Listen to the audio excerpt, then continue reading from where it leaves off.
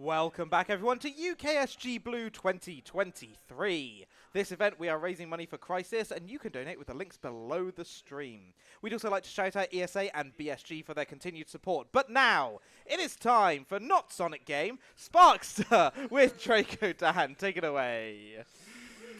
Yo, what's up, everyone? This is Draco. I've got Argic with me here. Hello. Enjoying the ride. And yep, this is going to be Sparkster, a not Sonic game. It is part of the Rocket Knight series. It's tangentially related to Sonic. You could get the two confused pretty easily. They were, I mean, he wears blue armor. You go really, really fast in this game. Sonic games have a similar issue where sometimes the camera literally doesn't keep up with you. You're going to see some of that in this game as well. I'm going to start with a hard reset so we can get back to title screen. And I'm ready to go. For those who wonder what's happening, we've just blew out the speakers in the room. Wow. That's loud. That's good. All right. Are we good? We will find out with tech. Are we good? Right, okay. We'll give you a countdown. Go for it, man. All right. So, I'm going to get started now in 3, 2, 1, and go. So, this is Sparkster. You move really fast in this game. If you've seen Rocket Knight Adventures on the Genesis, then you know pretty much what to expect in this game. Primarily, you have the rocket boost for movement and for attacking. And singular to this game, you also have a rolling attack on L and R, which gives you some massive flexibility, but also needs to be specifically routed around. TLDR, you do not have infinite uses of this rolling attack. And it can cause you to lose a fair bit of time if applied incorrectly. If you roll too many times in quick sequence, Sparkster will get exhausted, where you just lose control of him for 3 seconds. A way to mitigate this is just by waiting a little to let the value drain, or by intentionally taking damage, which completely resets the exhaustion value. That is going to be exploited throughout the entire run to turn bosses into DPS races for the most part. But for moving through stages like this, I'm routing my rolling attacks in such a way that they generally let me progress quickly without getting exhausted super quickly. You don't want to get exhausted at all throughout this run. And we've already completed the first stage pretty much and going into the first boss. So you get to see how the fundamental movement works pretty much. And now we've got a boss here where I can just stand against the body, it does not deal contact damage, and just simply boost up into the weak point as it gets revealed several times. Oh, I can also improvise and do some damage in a couple of different ways like that. So, yeah, sound effects are interesting apparently. That's a loud explosion. So, the stage clear screen is an interesting part of the optimization in this game. Every time you complete a stage, you get this static stage clear bonus, and you also get the life bonus on the right. The life bonus ticks up at a static rate, and it's dependent on how much health you have remaining. You can't speed that up, so it is in your interest to take as much damage as possible and finish stages as close to death as you can manage in order to save time. Slight movement flub there at the start of stage 2, but nothing major. I'm going to use some planned roll attack routing to help me get through some of these corridors here without reaching exhaustion. Stop here to position for a... Oh, that's not quite correct, but that's fine. Still end up in roughly the correct spot. So my health situation is a little interesting here, but should be fine for the boss as long as I don't take much extra damage. This is going to be interesting, entering the Stage 2 boss with this much health, and Stage 2 boss I would really rather not take a death, as there's no checkpoint immediately before the boss. You just get sent partway back through the stage. So we're going to be entering Stage 2 boss fairly soon. I'm going to enter at the left here and wait for a sound cue to boost right, so that the boss can spawn on screen. If you don't do that, the boss actually spawns off screen, and you have to wait a pretty considerable length of time for the spawn. So, mitigated the risk there decently nicely. There is a lot of RNG in that boss in what attacks it decides to use. The spinning bar attack on the left arm is the worst that you can see for a consistency standpoint. It's generally quite hard to avoid and deal swift damage to the boss at the same time, but also managed to end with not too much life remaining, which is, again, pretty nice for generally moving forward at a nice pace. And coming into stage 3 is a bit of an extended auto-scroller in which it is better for me to do absolutely nothing for at least 1 minute. So if there are any messages, now is a great time to cut in. Yeah, absolutely. Just a reminder that we are raising money for Crisis, a charity supporting people out of homelessness for good, which they achieve through education, training and support with housing, employment and health. A reminder that 90% of your donations will go towards supporting Crisis, 10% go towards supporting UKSG's further events. And if you are going to donate, a reminder you can put it towards an incentive. The current open incentive is to upgrade the Boss Rush Shuffler Run from 4 boss count to 8 boss count, where I will have to do 8 bosses at the same time. I like the sound of that. I'm glad someone does. I was going to say, he doesn't. Yeah, we're at $10 on that one out of the 200 required, so do make sure you put your donations towards that incentive. Thank you very much, Eds.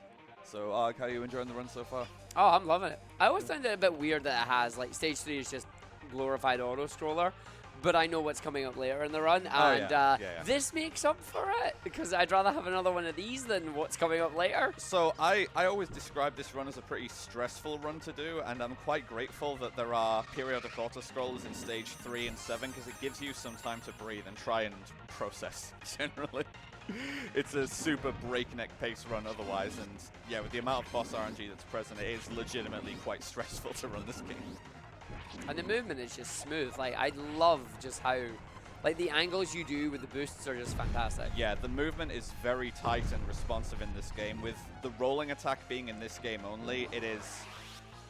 this is my favorite movement system across the entire Rocket Knight series, definitely. It just feels really good to play. Aside from the lag spikes that happen, this game is prone to slowdown, and so if you do like a 1-frame input during lag frame, then you do drop a lot of inputs in this game.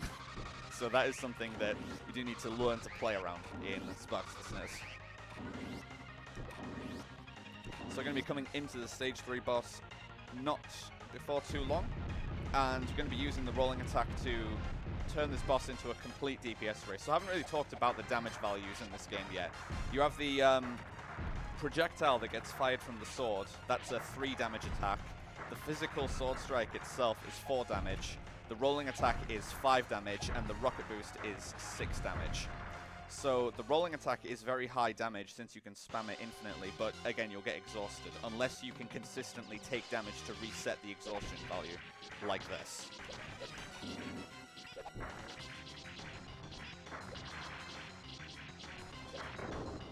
Okay, my health is decent for the last phase.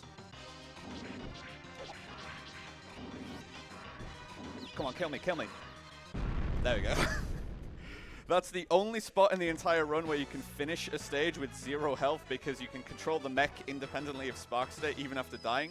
So this is the only place in the entire run where you can get a life bonus of 0, which is optimal. It's not necessarily optimal to lose the time to need to die, but it's a nice thing to show off nonetheless.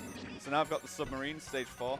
This is very technical hallway movement, insofar as hallway movement can be technical. I'm going to do a down left to ricochet there. These doors take 3 hits each. As long as I use 1 rocket boost and 2 rolling attacks, they have 16 health. The damage values that I mentioned before, I neglected to mention that this is one of the few games where you can actually deal contact damage to enemies. Like, enemies will damage you if you touch them, obviously, but you also damage enemies upon contact. But it's something you never want to do, as contact damage in this game is 1. And it gives enemies some iframes. And it can legitimately mess with your damage routing for certain bosses if you're planning to, like, deal damage in certain increments and at certain times. Accidentally dealing contact damage can really throw you off from where your mental damage count is, and it can really mess you up. So we're already done with the movement throughout stage 4, going towards the boss now and just trying to do something fundamental here, trying to release boosts as soon as they're ready to progress as quickly as possible. Phase 1 of this boss is these 3 turrets. That was okay. Phase 2 is the second turret. That was decent.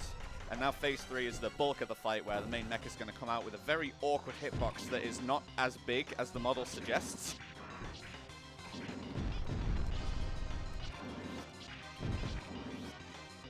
Like that. I don't know how that rolling attack didn't connect, but yeah, it's a little awkward to deal with.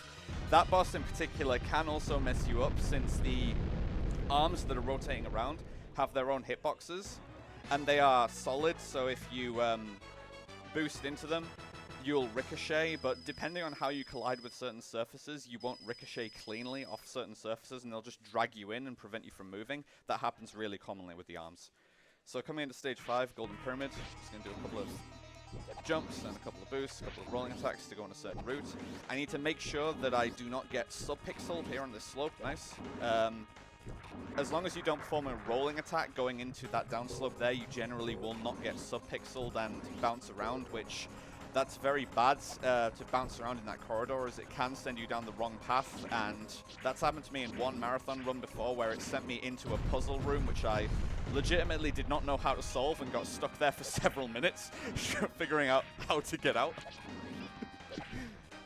And when you play casually, you've got no idea where the heck you're going. Oh yeah, I know. Like this has been shortened significantly just because you know exactly how to manipulate the pyramid. Yeah, the Golden Pyramid itself is like, it's not a long stage, but the pyramid itself is a pseudo puzzle where depending on how you flip the panels, the pathways change and intersect differently. And I simply know that by triggering the first panel twice, you skip most of the intended puzzling in the stage. So now we have everyone's favorite part of the game when going for world record attempts, the Sandworm, which this boss is a bit of an anomaly in that all damage against this thing is halved from what it normally is. And it's extremely random and can decide to fly around and harass you, or it can decide to just dig underground as it is here. You can't prevent it from digging, and every time it does, it's an automatic 5-second time loss. So RNG-wise, that boss is really where runs go to die. That was a terrible fight, honestly, where I got 2 digs. You cannot really control it, so that's losing at least 10 seconds, and that's not even counting any other time that gets lost through the stage or being able to deal consistent damage to the boss. It's, yeah, nightmarish fight to deal with for world record grinding. I've lost so many runs to just not getting good RNG on the Desert Worm. Okay, so here, just play the level theme on the piano. And that's fine. I've lost a fair bit of health already, but you do get some generous health refills through this stage. I'm also going to try and do some very particular movement to not get blocked here. Oh, that's fine. Just, you really don't want to get interrupted on the drums here, as it can be awkward to navigate on them since they really interfere with your movement so much. Also going to try and time a jump input as I'm coming out of this pipe. Got it, nice. It's not major, but nothing is like super major as far as time save goes in this game. There's not really any glitches or tricks to speak of in this game. It's just solid fundamentals all the way throughout and trying to be as optimal as possible at all times. Like the task for this game does not look significantly different from RTA play. It's just as optimal as possible, and it's kind of amazing how much time it saves over an RTA run whilst looking fairly similar, just because it plays absolutely perfectly and saves frames everywhere. So coming into Stage 6 boss now, Axel Gear. So Sparkster is the Rocket Knight and Axel Gear is the counterpart, Black Knight. As far as damage taken, this is one of the most dangerous fights in the game. Axel's damage output is much higher than anything else I've faced so far, and he's also being extremely aggressive to start. I'm already pretty close to death.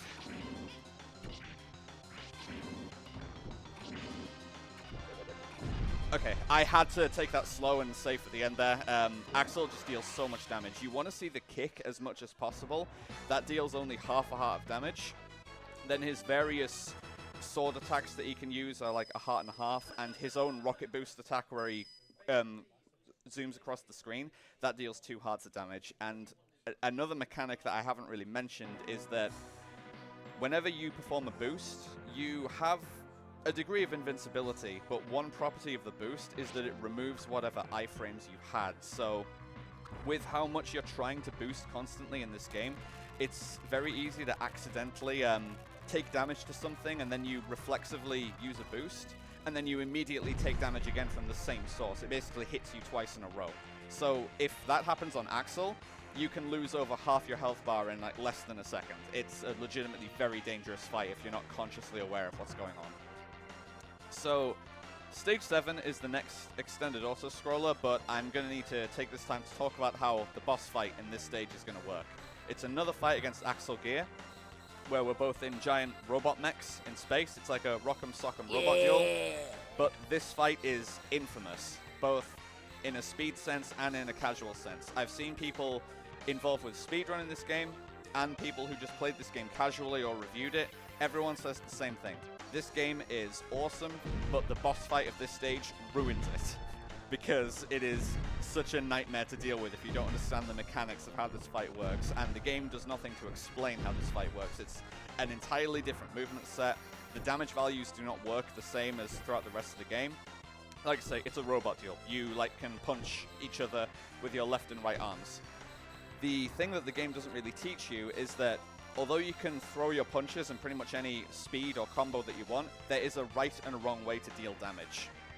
If you alternate your punches like left, right, it increases the damage of the punches, and the time between the punches is also a relevant factor. So the fastest way to deal damage in this fight is for me to intentionally miss a left and then immediately follow up with a right, and that will deal much higher damage than normal. The same applies for Axel's mech, except Axel is basically task accurate with his rhythm. And so, depending on how he behaves, he can kill you extremely quickly. There are 3 distinct phases to how his AI behaves based on his remaining HP. At the start of the fight, when he's got 100% health, he's completely random. Can just decide to do whatever he wants. He can move around or swat at you or defend or do a berserk rush where he does very well-timed punches. That's the most dangerous part of the fight, so you want to burst him down to about 50% HP to move him into the second phase as quickly as possible, which is where he will turtle up and just take pot shots at you. That's a very safe phase because he telegraphs what he's going to do and you can react accordingly and get some free hits in. And once he's at low critical health, he'll move into phase 3, where he starts a berserk rush where he chains punches at you very accurately, and he does not stop until you are dead. At that point, the fight is a pure damage race. You cannot defend and try and outlast it because he doesn't stop until you die. So the strategy is to push him into that phase early, whilst you preferably still have a lot of health remaining. And from there, it's simply a damage race where either you die or he dies first. And then if you have a HP lead, hopefully you can win the damage race. So phase 1 is extremely dangerous since he can start that berserk rush at any time at high health, and then you simply have to win the damage race versus an AI that is very accurate at dealing high damage punches. So we're going to have to see what happens here. This is full on serious time, and if I die, I lose over a minute. No questions asked. So here we go.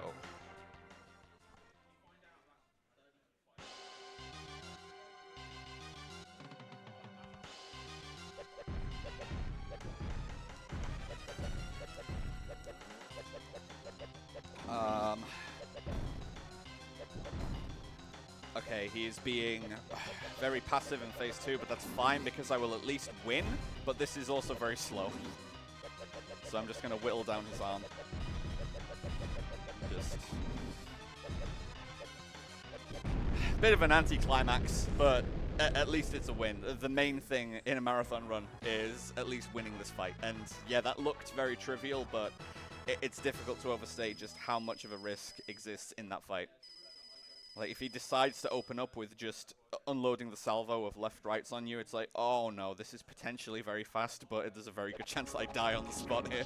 Yeah, I've never seen him be that passive before. Like, normally he does it at least once. It can happen, yeah. And when you're trying to go for, like, PB pace runs, that's the worst thing that can happen, because you just can't end the fight quickly at that point.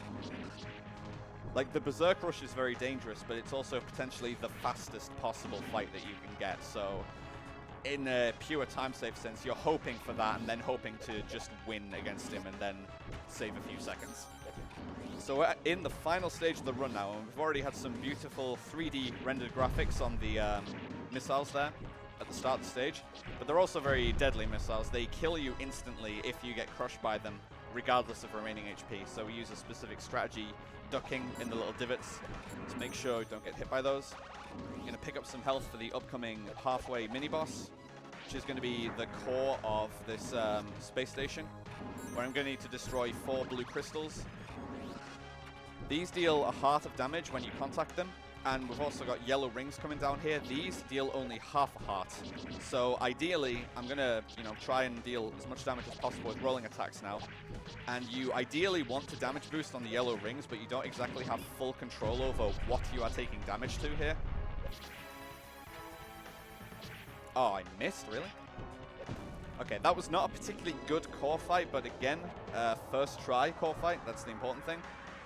My health is pretty critical here, but there is a very generous health pickup coming up here in this next corridor, and there's only a couple of corridors left before we come into the final boss of the run. Okay, hopefully want to enter with full health, that would be very nice. If I take half a heart of damage here, I still have effective full HP for the final boss, as it only deals damage in full heart increments.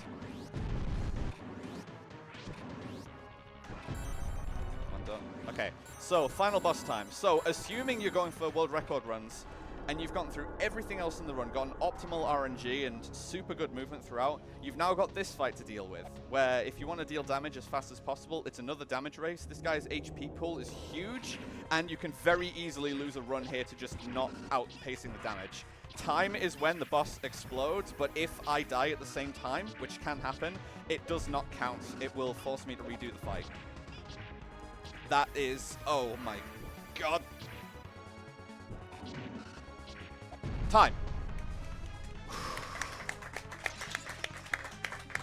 That was tight.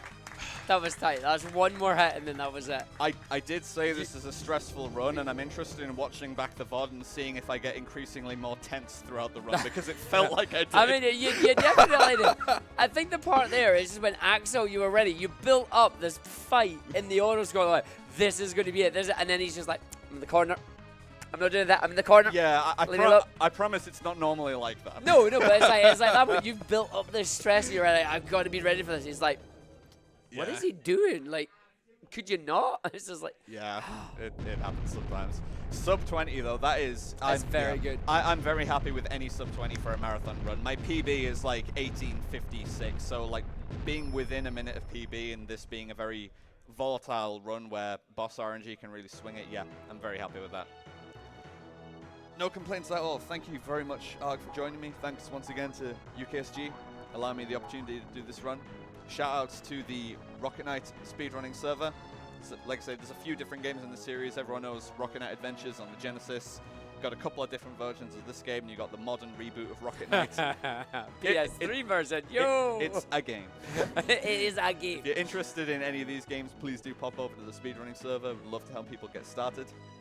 So I am looking forward to the actual Sonic block that is actually coming up now. Tell us all about it, please. I would love to, yes. Thank you so much for that amazing run there, Draco, of Sparkster. Yeah, we're going to play a little bit of musical chairs next, because Draco's going to leave us. I'm going to move into that chair, and Rufflebricks is going to be taking over as host, because coming up next is the start of the true Sonic block. I'm going to be running Sonic CD 2011. We will see you all very, very shortly.